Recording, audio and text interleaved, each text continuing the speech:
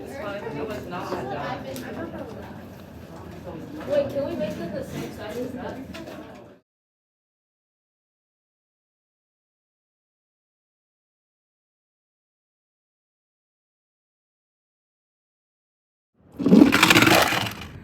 Okay, let's talk about how you're going to analyze your data. So here's the graph that you just got. The next thing is to go to our little window, and we want a data table.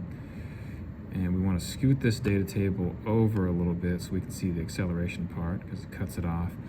And then what we want to be able to do is see where the collision starts. Now, if you think about this, this cart is moving this way, and then your crash cushion is pushing that way. If this way is the positive direction, which way is that way?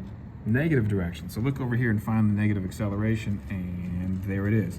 So your collision starts about here and ends about there. This is about the 3-second mark and ends about the 3.5-second mark. You can use that time to figure out how long your collision lasts. Remember, you want a shorter or longer collision.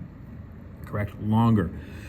So let's figure out exactly where the collision started and ended, around 3 seconds. So we should be able to go to 3 seconds on our data table. I'm just scrolling here. And I'm gonna look for a spot where the acceleration starts to change.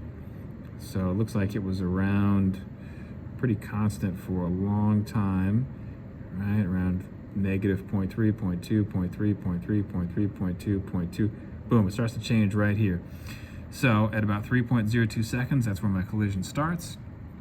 We can see my collision gets the most severe here. It's an acceleration of -7, and then tapers off to 0 about here, okay, at 3.50 seconds. So that gives me my duration, right? It'd be 0.48 seconds.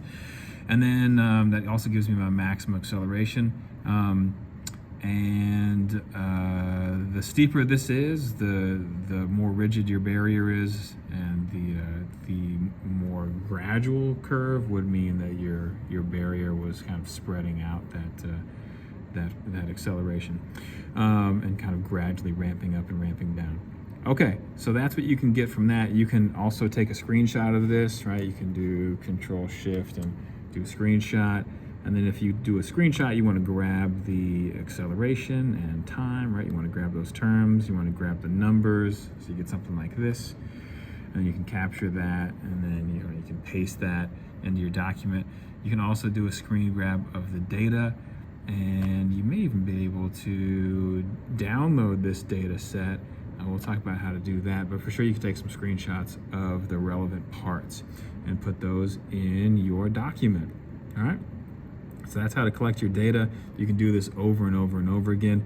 If for some reason you're testing things out and you have this little light turn from green to red, then that means that it's lost connection.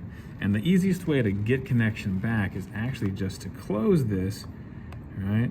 And then launch it again and go through the process of connecting again. Go to sensor data collection, do proximity connect. It'll find it, just wait a moment, it'll connect. And then you gotta go back through the same processes as before. You gotta change from position to acceleration, and then, collect data.